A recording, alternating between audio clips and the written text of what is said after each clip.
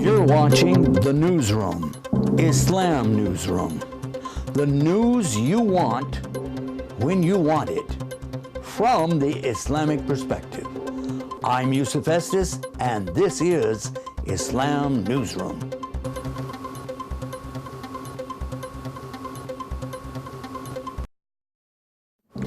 Bismillah, alhamdulillah, wa salatu wa salam ala Rasulullah. You are watching Guide Us TV, coming to you from our studios right here at Guide Us TV headquarters. And this is the weekend update. In order for us to be able to present our program tonight, what we want to do, I'm going to open up a web page for you here to see Islam Newsroom on the air. So this is what you can actually, if you want to go to our website, which is islamnewsroom.com, you'll be able to focus on the programs as we're talking about it. I'm going to start out a little bit backwards tonight. I'm going to start on the right side of the page over here. And we're going to talk about this, inshallah, in God willing. This topic that we're talking about is whether or not Islam is telling us that we have to kill people if they decide they don't want to be a Muslim. And there's so much killing going on in the world everywhere, in the back alleys, in the side streets, in the bad neighborhoods, and the countries, and so many people killing. And why is the news only talking about these killings? Why don't we talk about a way to solve that? Let's talk about ways to stop killings. Let's talk about killings that were prevented, if we're going to talk about killings. Anyway, let's come to this and try to prevent some killings right now, all right? How's that sound? Okay. So does Islam kill people who become murtid?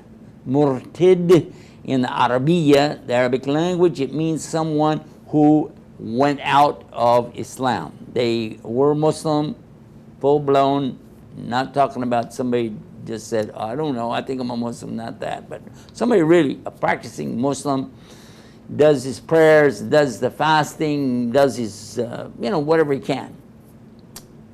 Then he leaves Islam. Na'udhu billah, and I ask Allah to keep us all away from that kind of a chaos. But it happens. So what happens then? What does Islam say? Does it say in the Quran, kill anybody who decides they don't like Islam anymore? Well, let's find out. The question that came in a mailbag to us, it said, why did the Taliban kill a man in Afghanistan? Because he became a Christian. Until I got that letter, I didn't even know that it happened. So I looked it up. Sure enough, there was a man who said that, yeah. Does the ruling of Sharia, which means Islamic law, say to kill someone who just doesn't want to be a Muslim and they leave Islam? And we said, in red letters, this sounds like serious misinformation, or maybe too much TV, okay? Look closely now to the website here, I'm showing you exactly what Islam teaches us, and we're pulling this up from our website. You can see that this was answered in the past. This is not a brand new question. We always thank people for asking us about our religion, what it teaches us, especially in the subject of murtad, someone who apostates from Islam. Now, by the way, other religions have had serious issues about this, that somebody becomes an apostate, then how do they treat them? For instance, if someone is a Catholic and decides they don't want to be a Catholic anymore, officially states, I am no longer a Catholic, then according to Catholicism, their teachings, they would say that this man has fallen out of grace with God and he will go into hellfire. Okay? So, of course, that won't matter to the guy who doesn't believe it anymore, will it? All right. So this letter, though, caused me to sit down and finally make a written response on the topic so that we can all look at it and share it together.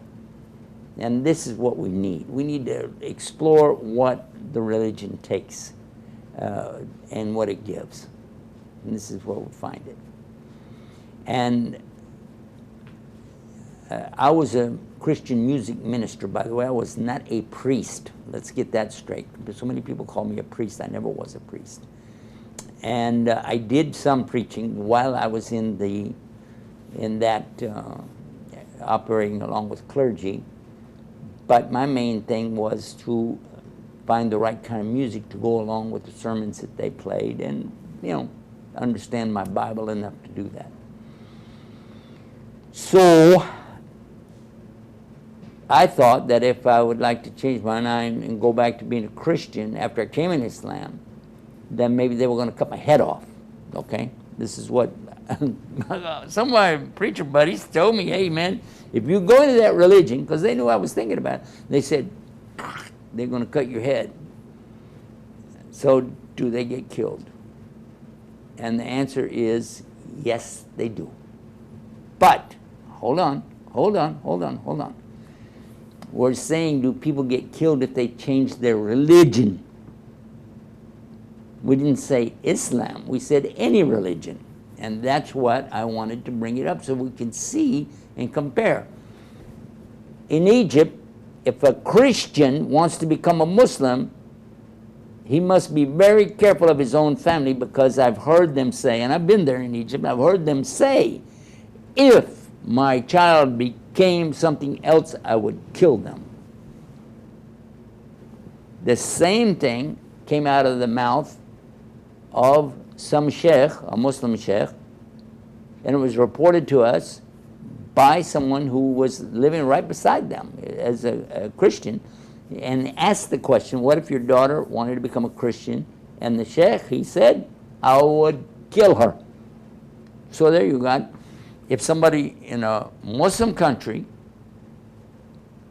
well, because I guess that doesn't matter in this issue, because somebody in Egypt, which is a Muslim country, was a Christian, said, if my daughter or children, any of my children, became a Muslim, I will kill them. And then somebody who was a Muslim said, if any of my children became a Christian, I will kill them.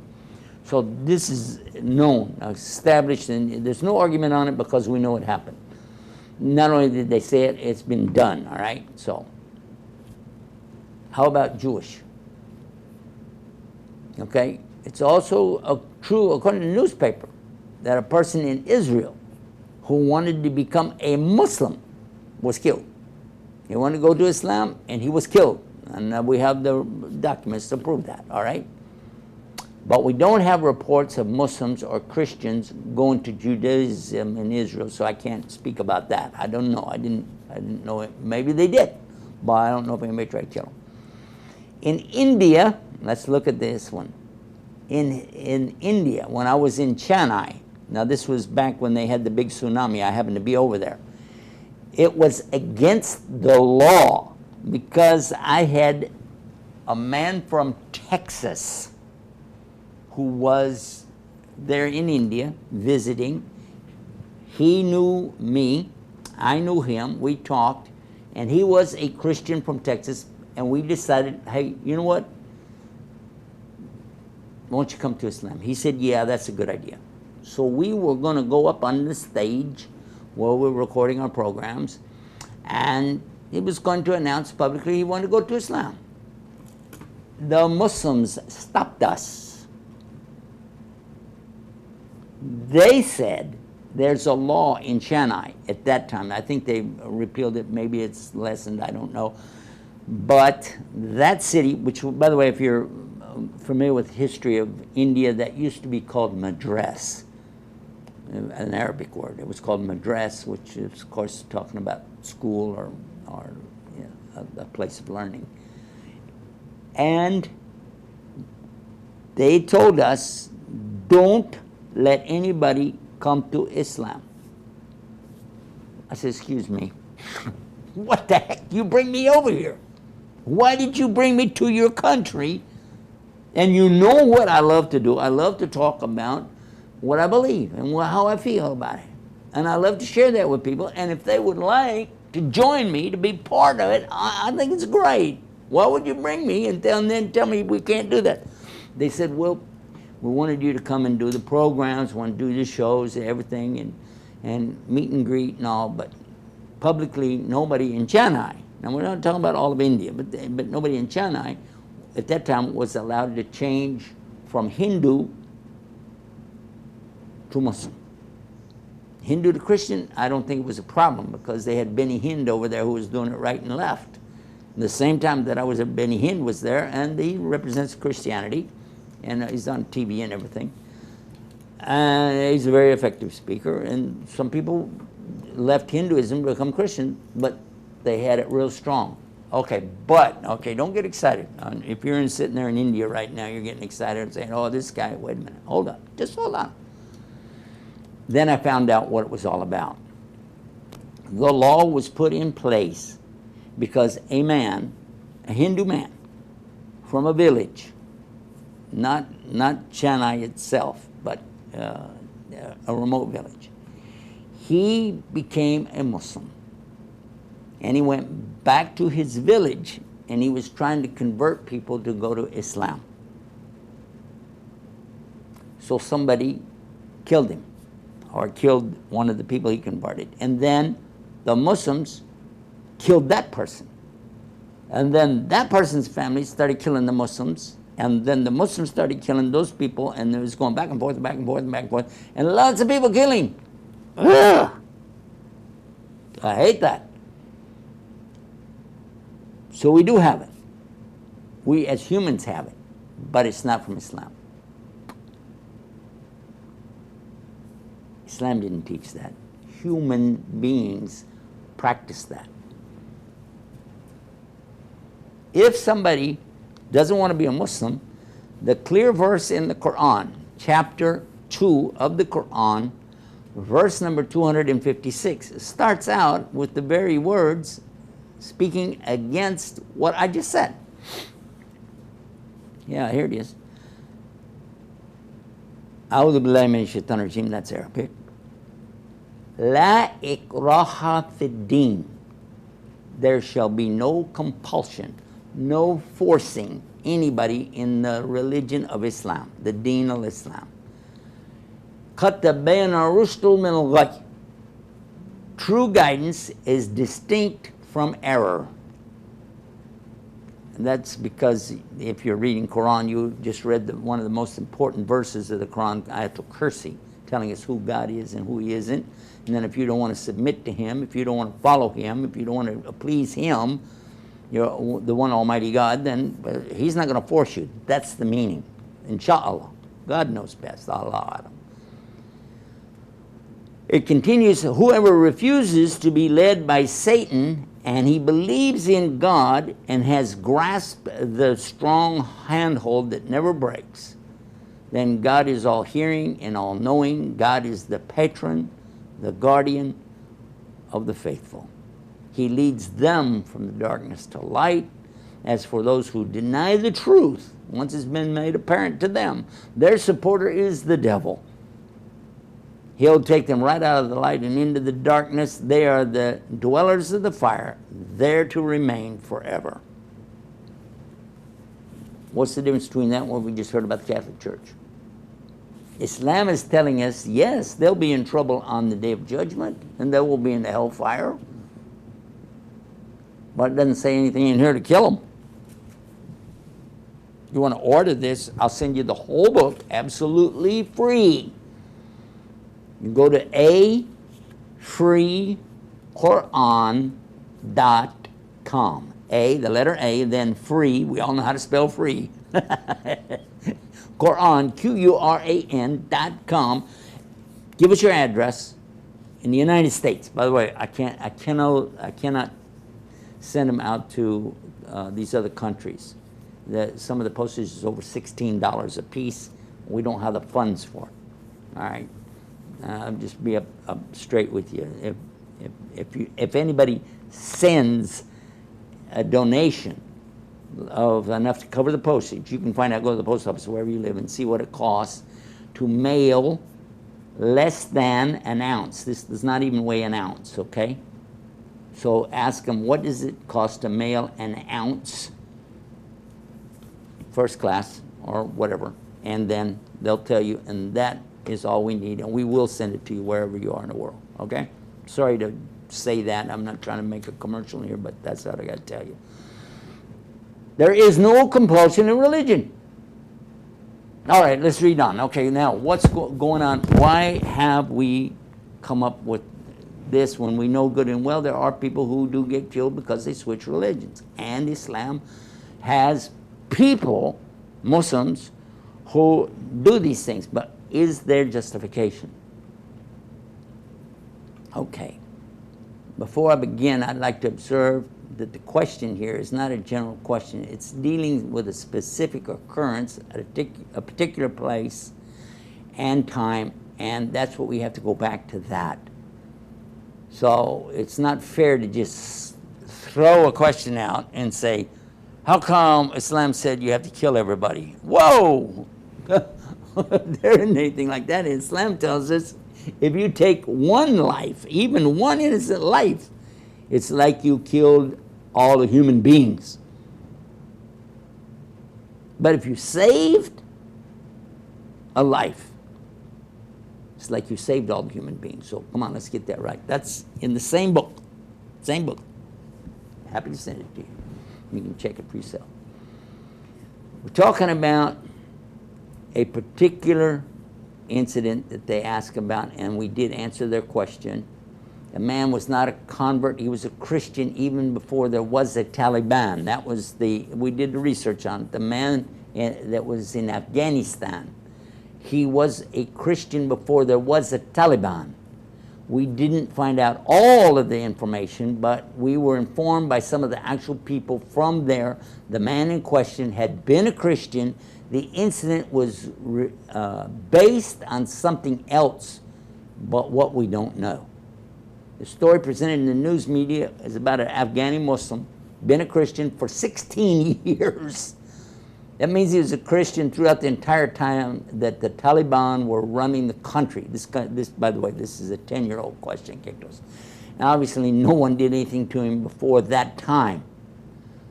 But with the new regime in place, okay, that's when we start hearing about these problems. It makes you kind of wonder what's going on and why we don't hear about something and then we do and so on. But it's okay. We'll leave that alone. No, we don't need to start any paranoia and, supposition. We did not find any hard and fast rule concerning the subject because there may be many reasons why people do what they do to other people in the world, all right? But Islamic terminology, let's go to that.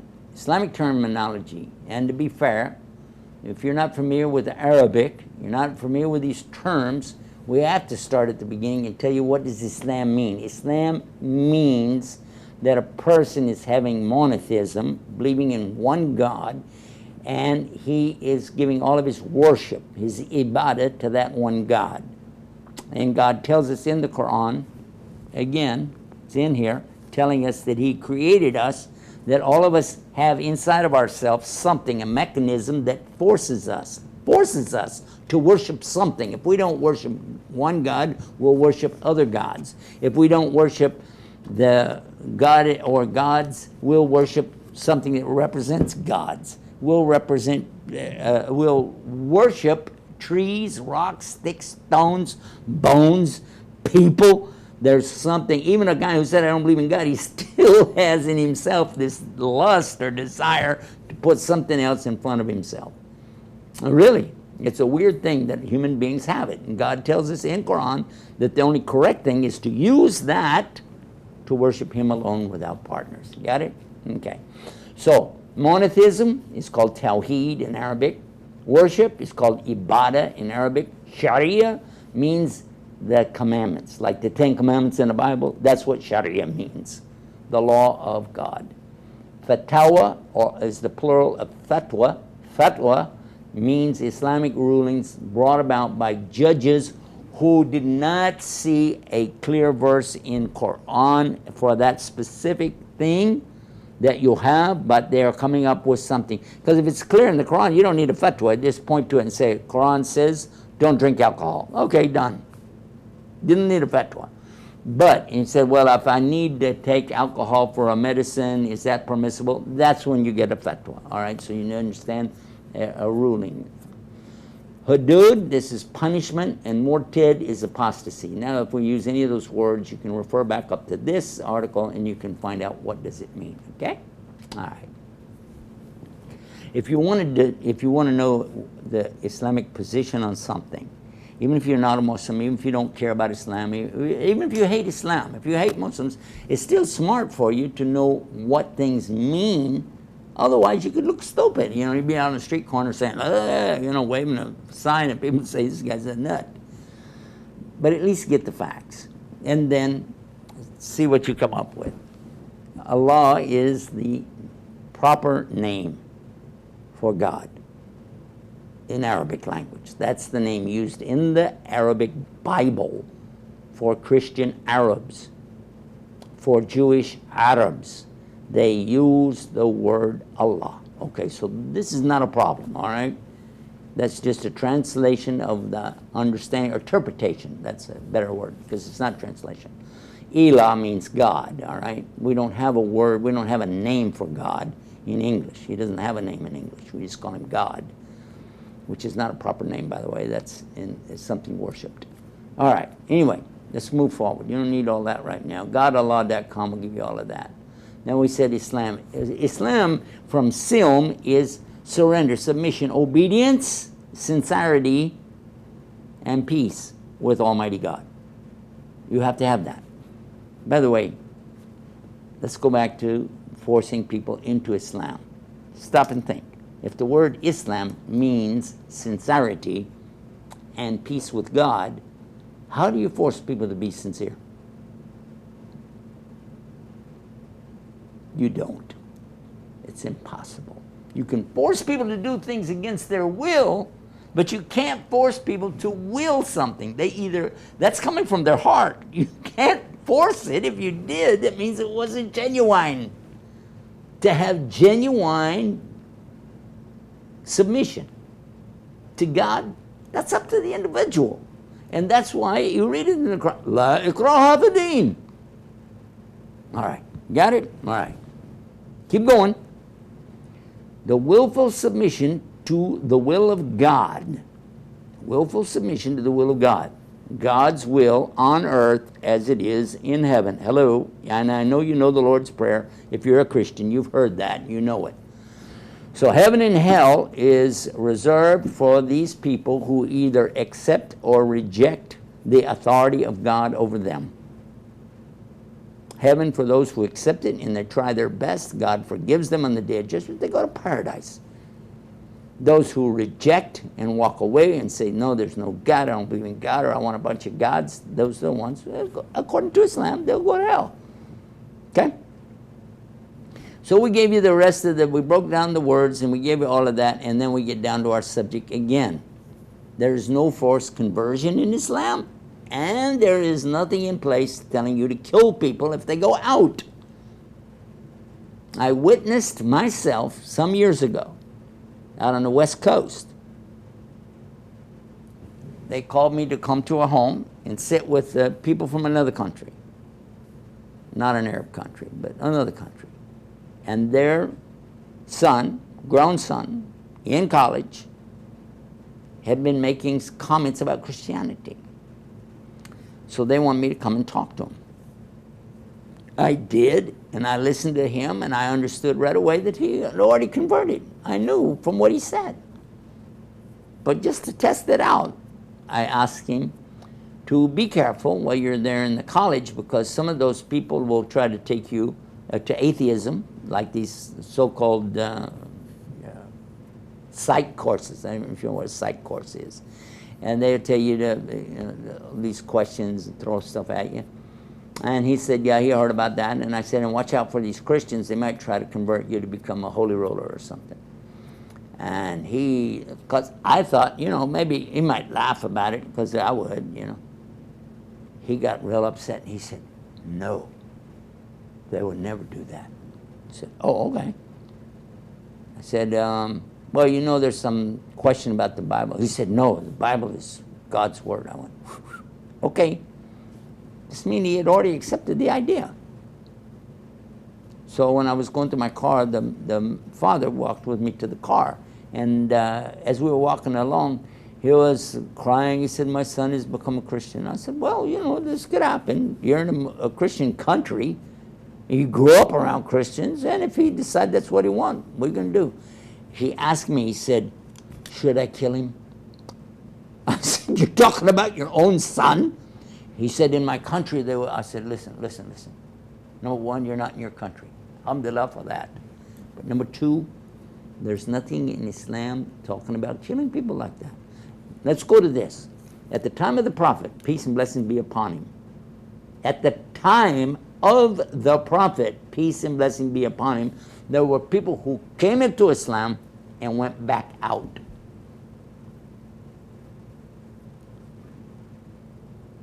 And then they came back in Islam, some of them came back in Islam and went back out again. There's a verse in the Quran. If you don't, I know some Muslims are going, listen to me. There's a verse in the Quran. If you know the tafsir of the verse, you'll understand it. Because it says, Allah is rhetorically asking the question that if somebody goes in Islam and out, and in Islam and out, then Allah says, and how am I going to guide him after that? Meaning, according to what the scholar said, that if anybody comes in Islam and goes out, comes back in Islam and goes out, that they're never going to be guided by Allah. I didn't say that. That's what I heard from scholars trying to explain this to me. Bottom line, Islam doesn't say that. But you have to stop and think about the society, the customs, the tradition, and the culture around you. Because human beings are human beings, and that's how it goes. Whatever they want to interpret the Bible, the Quran, or the newspaper to mean, that's what they do. And we can't control people. Can you? Can you control the world? No. La ikraha fid-din. And Allah doesn't force it. You want it or you don't. Now, final word, and then we're going to go to a break. Final word on this subject is, if someone, even in a Muslim country, doesn't want to practice Islam anymore, and they don't say anything about it, they just don't pray, they don't fast, they don't read the Quran, people wouldn't know anyway. They wouldn't know anyway. In fact, there are a lot of Muslims that I have met, seen, watched, who don't follow Islam. Drink alcohol on the side, they don't show that to people. Smoke cigarettes out in the open, and you know that's wrong. But nobody is saying anything to them about it. They really don't. And there's no laws in place about that. But, and this is the final word on this, if someone is in a state, like we said, if you're in the United States, for instance, and you become a citizen of the United States, but then you act openly against the United States, what is that called? What is that called? When you're doing acts against the government. You're a traitor. True? Yes. Stealing secrets and giving them out to the enemies of the United States can be a capital punishment. Yes or no? Go back to the 1950s and see about the family that they executed them because they were sympathizers with the enemies of America. They executed them, hung them. A woman, her husband, it's a famous story. So if someone's in an Islamic state, which is the government, and they are going out and doing things against the state, then there is punishment in place for that.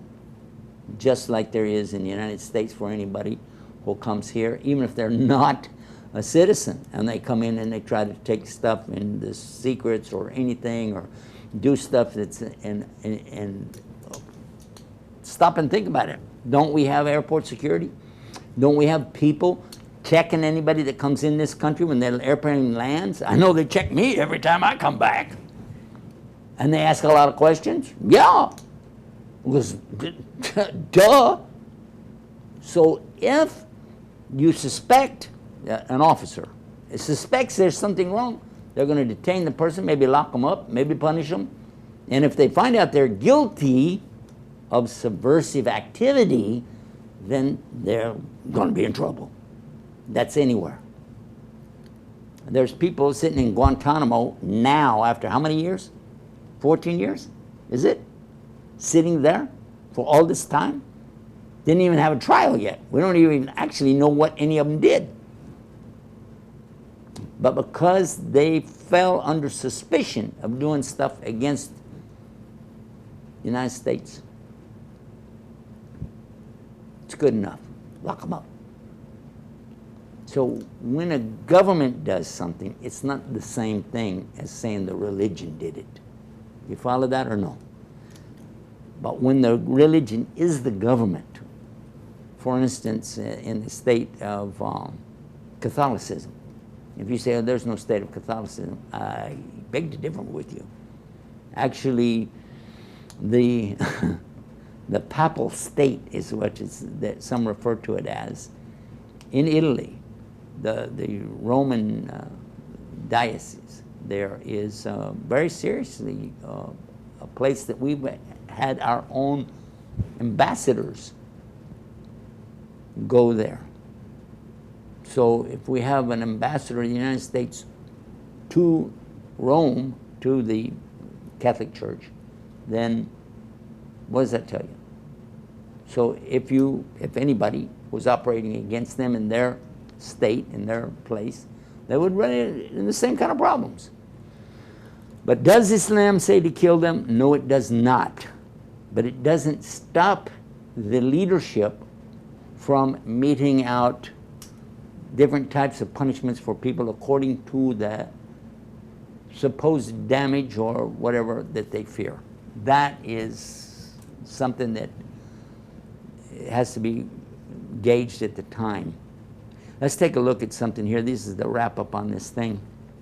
I told you we're going to go to a break. We have to do that pretty quick. But before we go any further, here's your conclusion right here.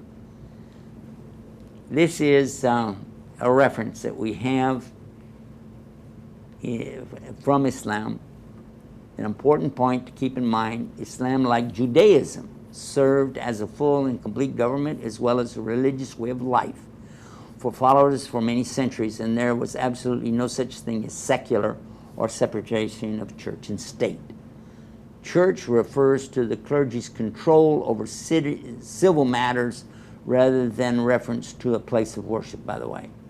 So leaving Islam on the basis of belief only and without offering any damage or oppression to others, the Islamic State does not carry a corporal or capital punishment or any other type of punishment that we've found evidence for. In fact, there are cases at the time of the Prophet, which I've already mentioned to you, where some entered Islam, left Islam, and then came back to Islam. Others left and didn't come back, and they lived on without any prosecution or persecution. There were some, by the way, that didn't even enter Islam, that were living under the Islamic State, under a treaty, and they, especially the one, would go out and try to bring other people in to kill the Muslims and take over the Islamic State. And he did get capital punishment for that. So that is a fact. That's known, it's established, it's in Hadith. So don't think that there wasn't any killing, but the people at the time felt justified in what they did. Okay? So to conclude, Islam comes from Allah, the creator and sustainer of the universe. Islam provides for all situations, dictates what are rights and limits. So all of this we're saying is to give us a safe environment for everybody to learn, to understand the correct message of Islam. Also teach people to live as upright citizens in a place of peace and mutual cooperation for all humans, regardless of their beliefs. Muslims, Christians, and Jews live side by side at the time of Muhammad, peace be upon him, at the time of Abu Bakr, during his caliphate, during the time of Omar radiallahu anhu, during the time of his caliphate, Uthman during the time of his caliphate, and Ali radiallahu anhu at the time of his caliphate. May Allah's mercy be upon all of them and Allah accept from them. Jews, Christians, Muslims living together. And people switching religions. It shouldn't be like common sense tells you shouldn't have like a revolving door that you're going from one religion to another and back again the next day. There's something wrong with a person that's doing that. But at the same time, we want to be sure that we make clear what is the ruling and why some people do what they do. Okay? Hope we have answered your question. Hope we helped some of you to better understand what the limits and rights are coming in. We're going to take this break. We will be back with more Weekend Update right here on Guide Us TV.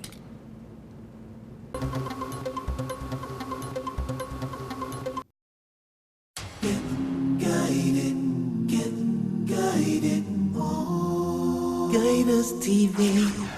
Welcome Sheikh Yusuf Estes and the newly converted Muslims. MashaAllah. Newly converted Muslims. MashaAllah, MashaAllah. Oh, I love this. And you can watch it anytime if you just get the apps, the free apps for iPhones, iPads, also the smartphones. Allahu Akbar. Allahu Akbar. The smartphones and the Android phones, you'll be able to do it real easy, and it is free, and you can watch it anytime. Wa alaikum salam. We're about ready to give some more shahadas, and you can join us. You can also help donate. Donate online at guideus.tv. Yeah, guideus.tv/donate. Allahu Akbar. And you can be helping these people get to Islam too. Allahu Akbar. Allah gives the hidayah. He guides the people with Guide Us TV. Get guided. Oh, Guide Us TV.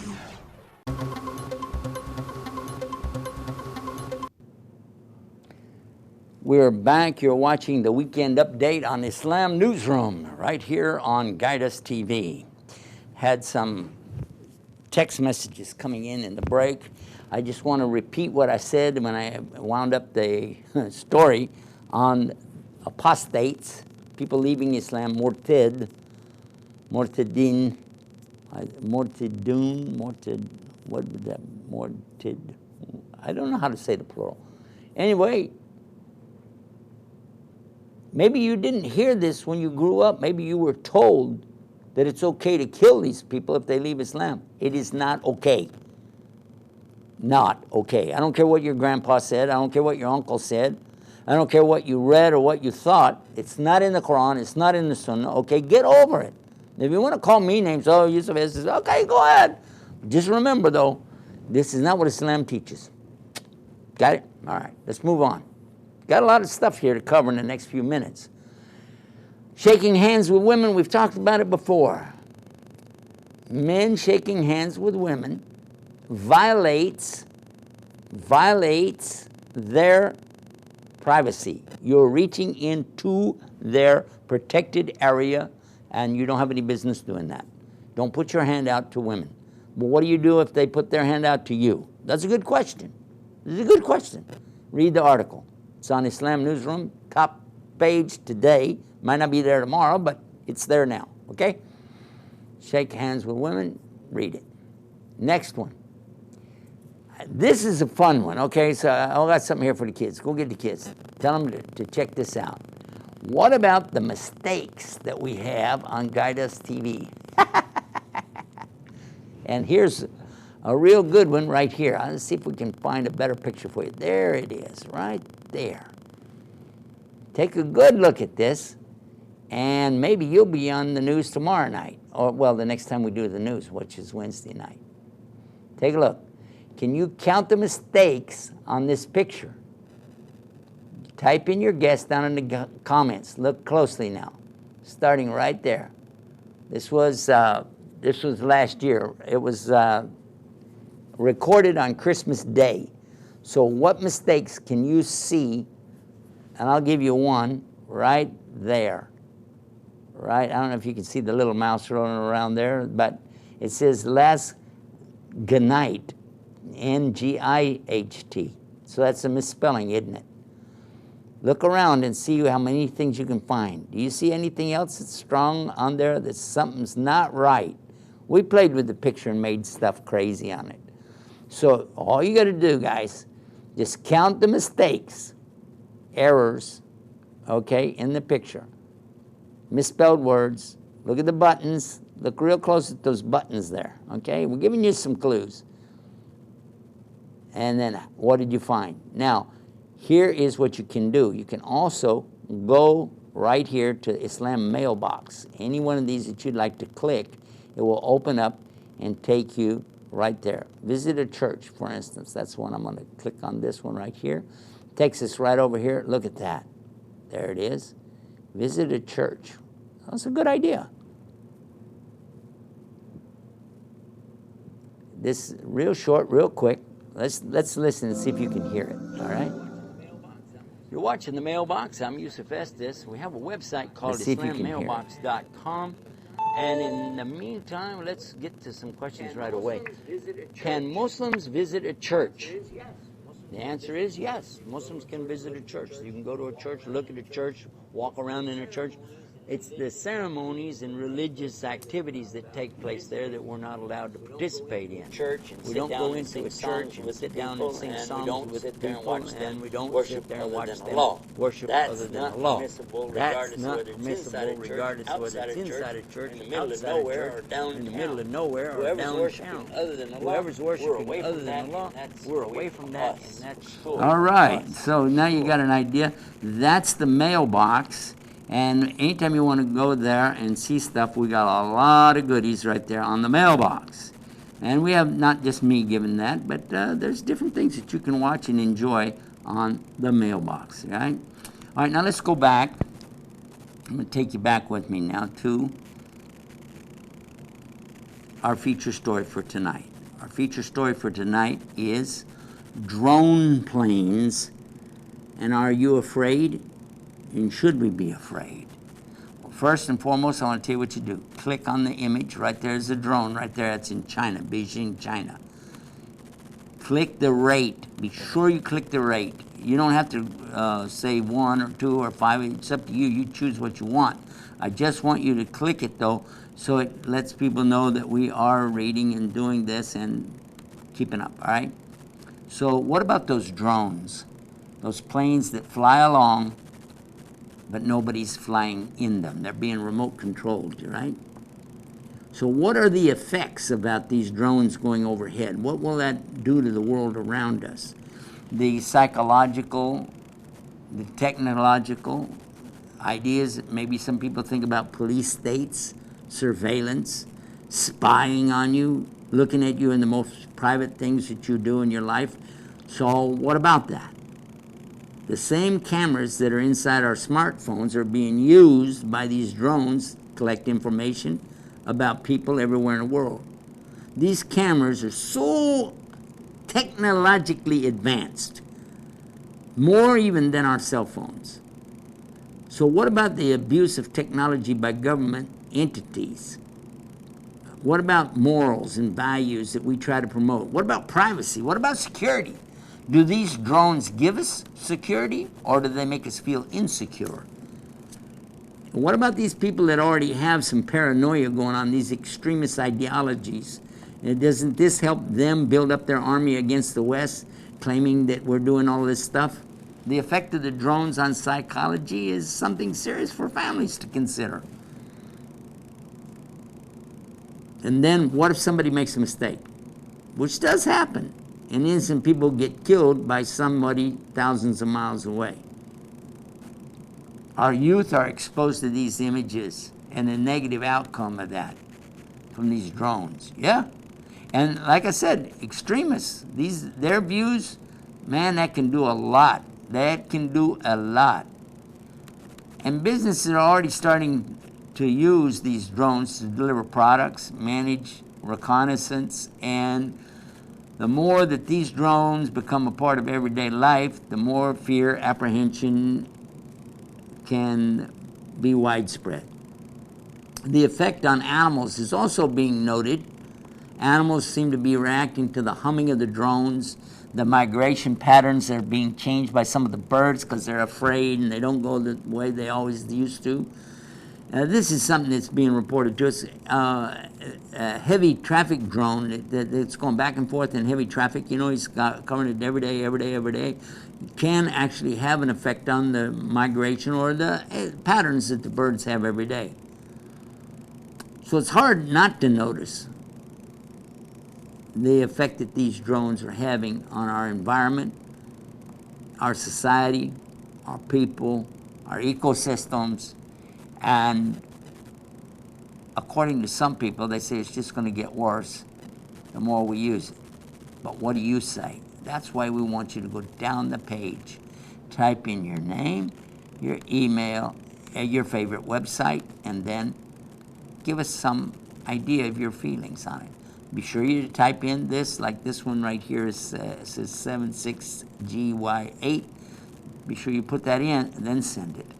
After it's reviewed, we will post it, and who knows, maybe you'll be on Weekend Update next time. Maybe you'll even be on the news on Wednesday nights. We will see about that as we go along.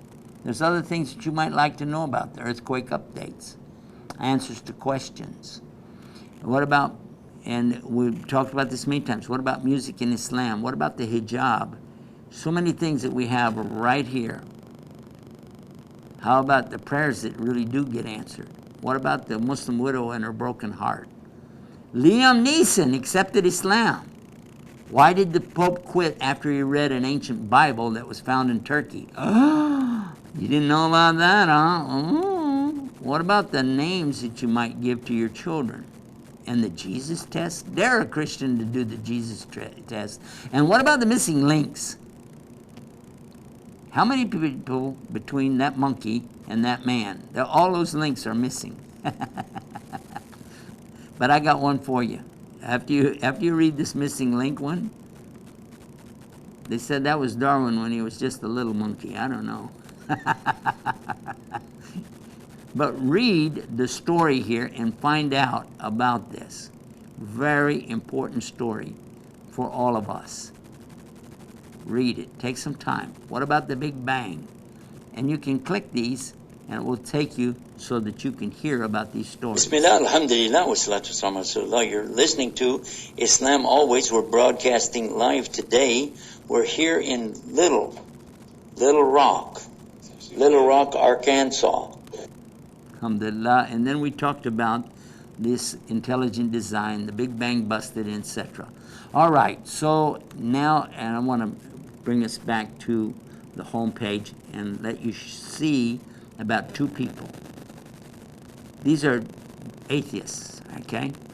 Atheist Richard Dawkins and what he said, and Stephen Hawking and what he said. These are two of the most famous people in the world saying that about evolution, the Big Bang, and so on. They're very famous.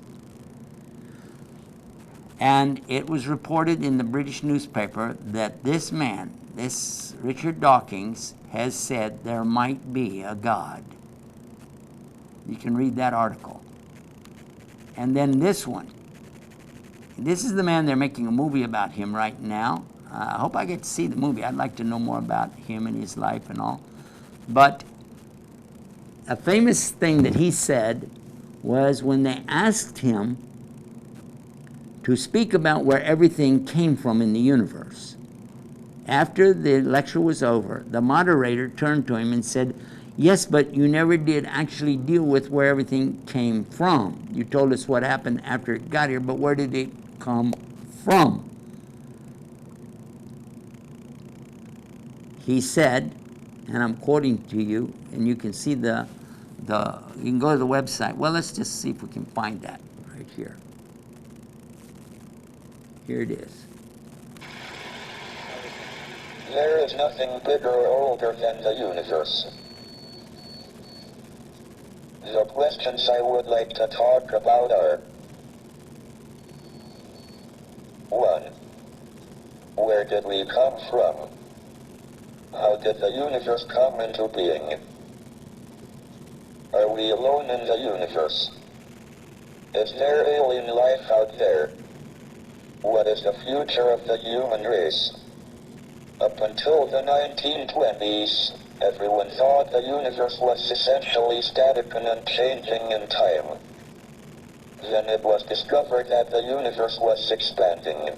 Then it was discovered that the universe was expanding. والسماء بنيناها بأيد وإنا لموسعون والسماء بنيناها بأيد وإنا لموسعون. Distant galaxies were moving away from us. This meant they must have been closer together in the past. If we extrapolate back, we find they must have all been on top of each other about 15 billion years ago. This was the Big Bang, the beginning of the universe. This was the Big Bang, the beginning of the universe. أولم ير الذين كفروا أن السماوات والأرض كانتا رتقا ففتقناهما وجعلنا من الماء كل شيء حي أفلا يؤمنون. But was there anything before the Big Bang?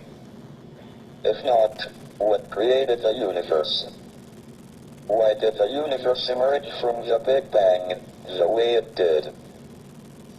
We used to think that the theory of the universe could be divided into two parts. First, there were the laws like Maxwell's equations and general relativity that determine the evolution of the universe, given its state over all space at one time. And second, there was the question of the initial state of the universe. We have made good progress on the first part, and now have the knowledge of the laws of evolution in all but the most extreme conditions, but until recently, we have had little idea about the initial conditions for the universe. However, this division into laws of evolution and initial conditions depends on time and space being separate and distinct. Under extreme conditions, general relativity and quantum theory allow time to behave like another dimension of space. This removes the distinction between time and space, and means the laws of evolution can also determine the initial state. What we're going to do now, we're going to move forward up until we can They get... appear only to cranks and weirdos. Here we go. This probably indicates that there are no alien civilizations at our stage of development within a radius of a few hundred light years. ومن آياته خلق السماوات والأرض وما بث فيهما من دابة وهو على جمعهم إذا يشاء قدير. If we are the only intelligent beings in the galaxy, we should make sure we survive and continue. But we are entering an increasingly dangerous period of our history. Our population and our use of the finite resources of planet Earth are growing exponentially, along with our technical ability to change the environment for good or ill. But our genetic code still carries the selfish and aggressive instincts that were of survival advantage in the past. It will be difficult enough to avoid disaster in the next 100 years, let alone the next 1,000 or million. Our only chance of long-term survival is not to remain inward-looking on planet Earth, but to spread out into space. ألف لام را تلك آيات الكتاب وقرآن مبين ربما يود الذين كفروا لو كانوا مسلمين ذرهم يأكلوا ويتمتعوا ويلهيهم الأمل فسوف يعلمون. Alhamdulillah Rabbil Alameen. If you want to take a chance, go to Tube Islam or Islam YouTube, and you will find this particular one there. Just type in Hawking, Hawking, and you'll be able to watch the whole thing and hear him say that the universe can create itself wherever it wants to, whenever it wants to. And when he said that, he put himself in another position because he indicated that the universe has a will, has desires. And he indicated that there was creation because he said it could create itself wherever it wants to, whenever it wants to. This tells me that he actually is more like possibly the Hindus who believe that all of the creation is God. And that takes him out of the category of disbeliever. So before anybody considers becoming a true atheist believing in nothing, consider that the top atheists in the world still believe in something. And it's important because a human being has to hold on to faith.